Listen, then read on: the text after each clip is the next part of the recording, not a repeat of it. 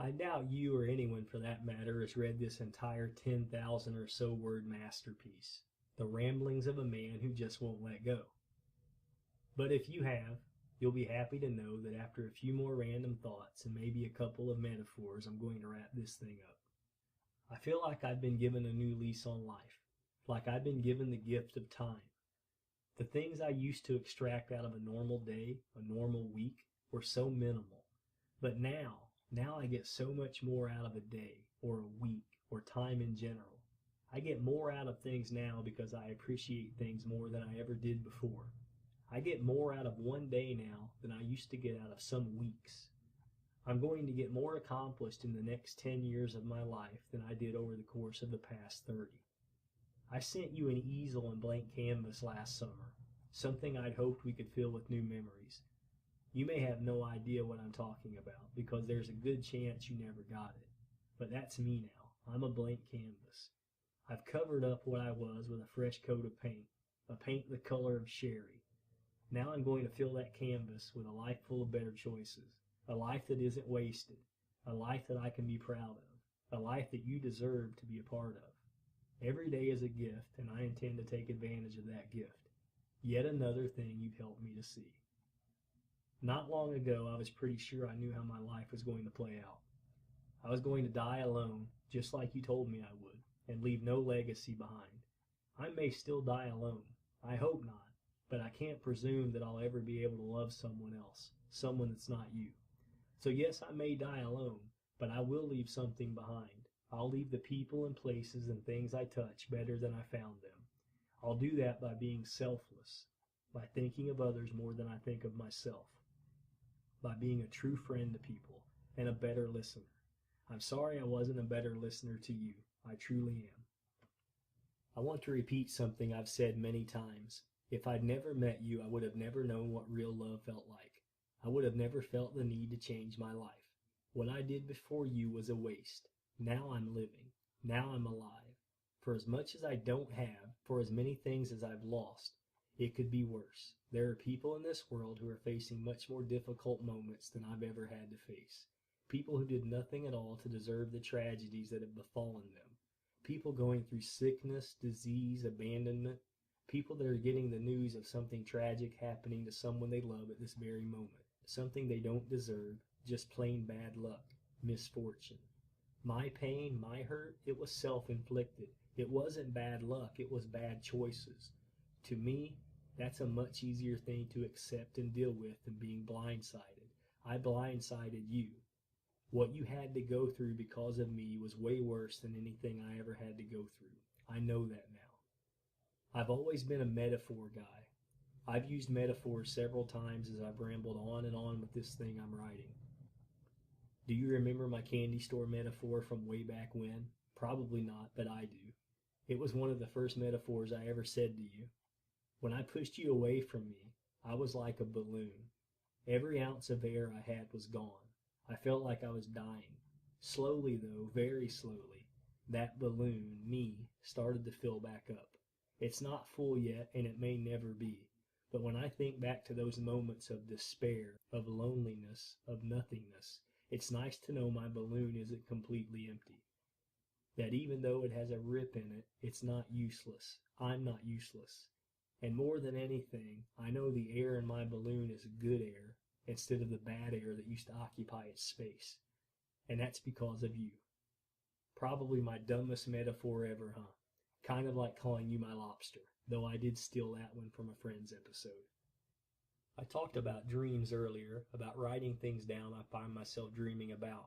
More than once over the past few months, I've had this recurring dream. Maybe it's my MLK moment. I'm in a lab or hospital of some kind. The characters and location always seem to change, but the premise is the same.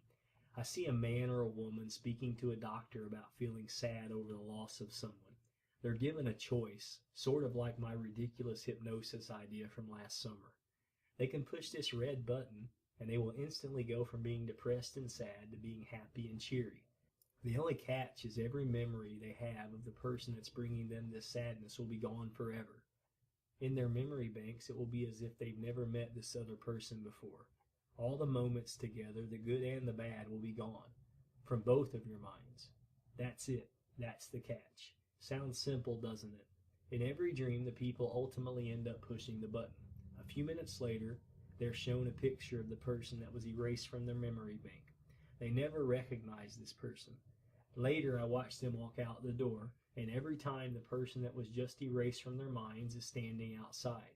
They make eye contact and just continue on, neither knowing the other, neither giving the other a second glance.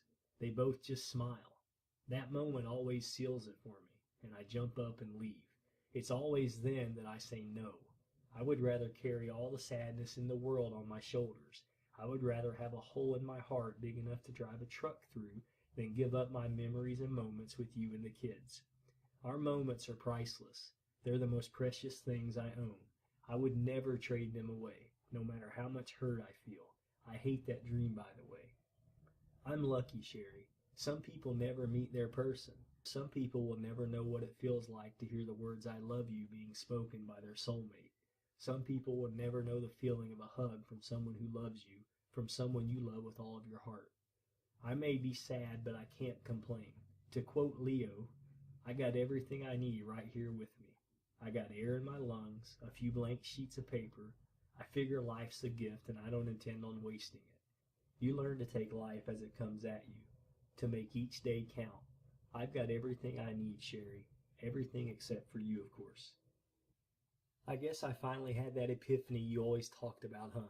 The moment of clarity I should have found long ago. It's a bittersweet thing to realize. There are some who might say we just crossed paths at the wrong time. Maybe that's true or maybe it's not. Maybe we met at the exact right time. Maybe it took me finding you, falling in love with you and losing you to get to where I am now. I don't know, but I do know this. We weren't random. Somebody somewhere with more power than either of us knew what they were doing when they brought you into my life. Corny alert. I still say we're written in the stars. Maybe we just don't have a telescope powerful enough to see our names. Maybe I will find that telescope one day. Maybe we can look through it together. I'm going to close this soliloquy, this masterpiece, this ridiculously long letter with a few random thoughts. If you've actually read this, or listened to this, or just skimmed through it, I hope it brought back at least a few good memories. I hope it helped to show just how important you still are in my life, how important you were to my life. I've overcome lots of emotional hurdles over the past few months, but my biggest emotional hurdle remains the same. Facing myself each day without hating the me I see. It's an everyday battle, but one that drives my change and keeps me focused. I wonder if there will ever be a day that I can go down 28th Street and stop in front of the house with 3131 on the mailbox. Maybe someday. Maybe someday I will do that just to see how far I've come. Maybe someday we will have a new 3131 28th Street to share. Maybe. It's nice to dream about at least. I miss your hugs. It never fails. When I watch or see something funny, I always imagine that laugh of yours. I miss your laugh very much. I want you to remember you are a special and unique girl, an exceptional person. I hope you never accept anything less than the best. I'm sorry I wasn't the best me I could have been for you. There's no way of knowing or proving this, but in my final moments on this planet, I believe it will be your face, your voice, and your love that will be among the last things I think about and remember. In my opinion, that would be a pretty nice way to go. My life has become a John Lennon song. Imagine watching the wheels, love, woman. I guess you'd have to know the lyrics pretty well and have my mindset to fully understand what I mean by that. I'll just say this. I'm definitely a dreamer now. I hope you, Autumn, and Grayson have wonderful lives. I hope you give each other the joy and comfort and love that I know you will. I hope you never have another sad day. I hope all of your dreams come true. I hope you still love me, at least a little. I believe if you met me again for the first time, you would fall in love with me and we would be perfect together. Unfortunately, we can't meet again for the first time, and we may never get a second time together either. Still, I will continue to work towards becoming the man of your dreams, just in case. I have a box of gross stuff from my anatomy class, stuff that I have to dissect. A sheep brain, a cow's eyeball, even a baby pig. Yuck. I can't help but smile thinking about how Autumn and Grayson would react to me chasing them around the house with some of that stuff. I bet Autumn would have loved to have helped me with it. I always talk about how much I love your eyes. It was as if I could see the smile in them. Amazing. I'm always trying something new, positive thinking things. Today I stumbled on this idea that you can train your brain to become more positive. For 21 straight days, you write down 3 new things you're grateful for. After those 21 days, your brain is supposed to become more optimistic, like it's been rewired. Apparently, thinking of 3 new things you are grateful for each day causes your brain to retain a pattern of scanning the world for the positive first, not the negative. I'll keep you posted. Today was my first day. My 3 things: my wonderful memories of you, that I'm healthy, alive, and physically able to get out and run, that I'm one day closer to a better me, and one day further from the old me. No matter how much time or distance separates us, I hope you know I would still come running back to you in a second, always.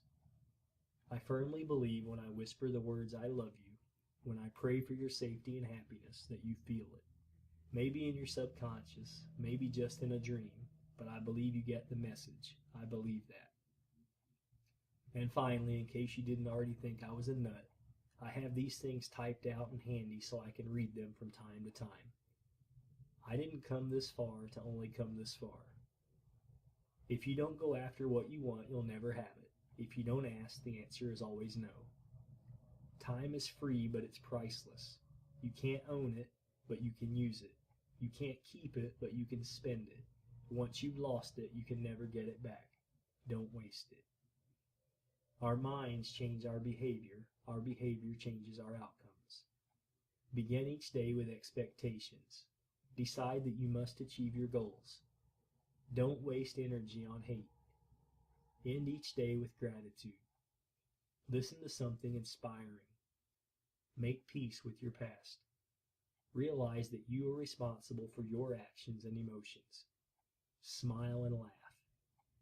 To borrow the title of a movie we saw not so long ago, I guess this is where I leave you. Forever I don't know, but just in case, bye baby doll. Let's go to bed, Beebs. This is where I leave you.